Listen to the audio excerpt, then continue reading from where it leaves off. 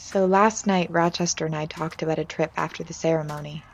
He talked about going to Madeira, which is an island near Portugal. Apparently, there will be dolphins and horseback riding and tea at the palace, which is actually a very impressive hotel.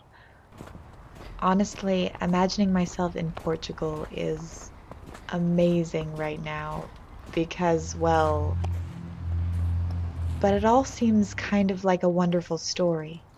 Easy to dream about, but I find it hard to see any of it happening to me. But then again, I never really saw any of this coming to begin with. So maybe it all sounds so extravagant and incredible. And maybe it would be easier to imagine myself on a beach if I wasn't surrounded by snow, or if I'd booked the tickets myself, if I'd seen the plans being made. Maybe it would seem less like a dream. But according to Rochester, everything's being organized as we speak. And I'm sure it is. I'm sure Grace already has everything planned. It would just be nice to... Oh! You're affectionate today. Is everything alright? Don't go. Don't go. Yeah, you're absconding with him. And now I won't see either of you. What makes you say that? My dad was talking on the phone yesterday. He said he's taking you away with him. And he always goes away. And now he's taking you too. It's just a very short trip. The whole reason I'm here is because of you. Just because your father and I are involved doesn't mean I'll see any less of you, and things will be different, but I'll still be around. I don't want things to be different. I don't want you to marry him, and I don't want you to go away. Adele, it's not a real wedding, and your dad and I don't really care about all that. It's just for us, and about you too. It's a celebration. Sometimes, it's important to recognize happiness when you find it and share it with the people around you, and that includes you. So it's not a real wedding? It's real to us, but legally, no. Do you have a case study? Well, what if I told you a story? What kind of story? How about a story about fairies? Fairies aren't real. You have to believe they're real. If no one believed in fairies, then they'd cease to exist. That's where they get their powers. Okay. Okay. Once upon a time, there was a fairy king. And he had a vast kingdom, and he spent a lot of time away from his palace. You see, his people needed him, but he had to travel far away to other kingdoms and negotiate with other kings.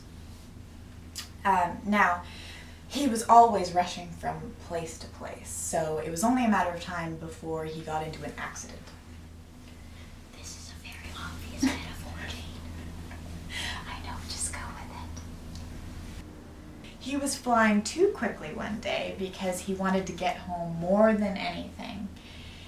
And unfortunately, fairies can be a bit clumsy, just like people can. So he hurt himself, but fortunately there was a young and gentle fairy who was able to help him. So then they went their separate ways, and he went back to his palace. But then it turns out that she works at the palace. I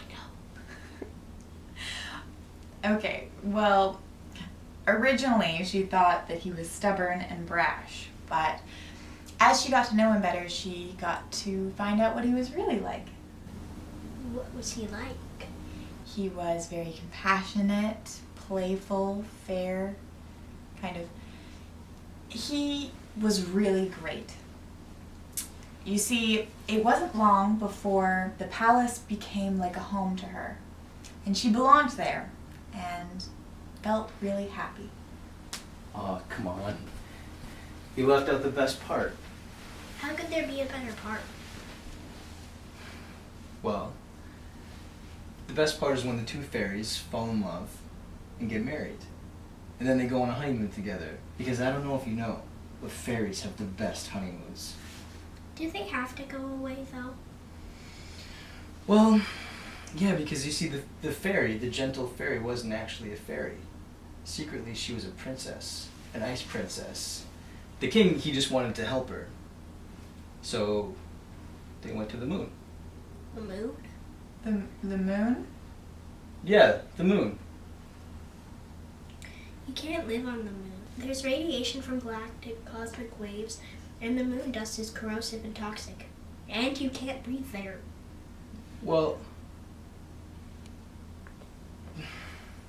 the fairies have special magic powers, protective powers, and so they live there together on the moon. But they have to come back. There's no food or water or Wikipedia. Yeah, but Adele, I already told you that they have magic powers.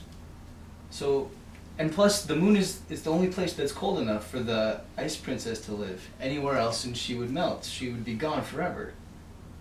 The moon's extreme temperature differences depending on the time of day. Under direct sunlight, the ice princess would melt. Yeah, but the princess... Why does she have to be a princess? It was a fairy tale. In the fairy tales, the girl's always the princess, and the princess is always beautiful. So you're saying that normal people can't be beautiful. Automatically beauty makes you royalty. No, it's a fairy tale. In the fairy tales, the girl's always a princess, and she's always beautiful. She's not a princess, and she's definitely not made of ice. She doesn't want to go to the moon, and she just wants to stay home with her stupid fairy who she stupid loves.